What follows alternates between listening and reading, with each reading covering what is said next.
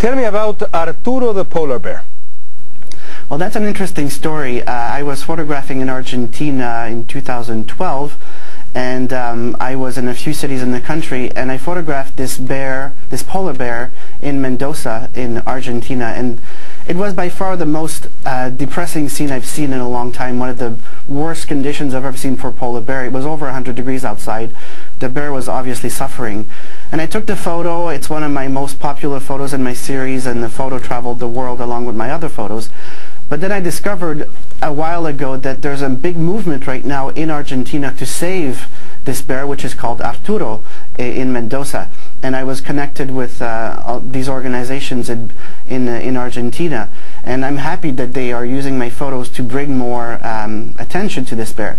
So we're hopeful that they might find a solution for this bear. They're looking for ways maybe to bring him to Canada, where there's a climate that would be more appropriate for his way of life. But, you know, that's what I like to see, that my photos are affecting people and maybe inspiring some for action, not just in Mendoza, Argentina, but all around the world. I want to see my photos being an inspiration for reform. How did you get into this? Well, it comes really from a love of animals. I still go visit zoos because I photograph them, but around 2009, I was here at the National Zoo in Washington, D.C., and I started noticing that something was not right, and that's where one of my first pictures comes from. It's an owl, but it is in an environment that could be described as an office environment, with fluorescent lights and plaster walls, and that's what I started thinking about, the environments in which these animals are, and trying to explore that through my photography, to look not just at the fuzzy, cuddly, pretty animal, but more at the environment in which we put them for our entertainment.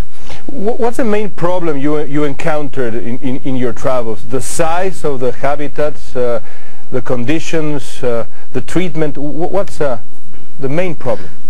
All of the above. I mean, the most obvious usually tends to be the size of the environment in which they're put in, but it's also the condition. I've seen many places where, for example, large cats like tigers or lions are put in enclosures that are just cement boxes, where there's no plants, there's no water, there's no anything.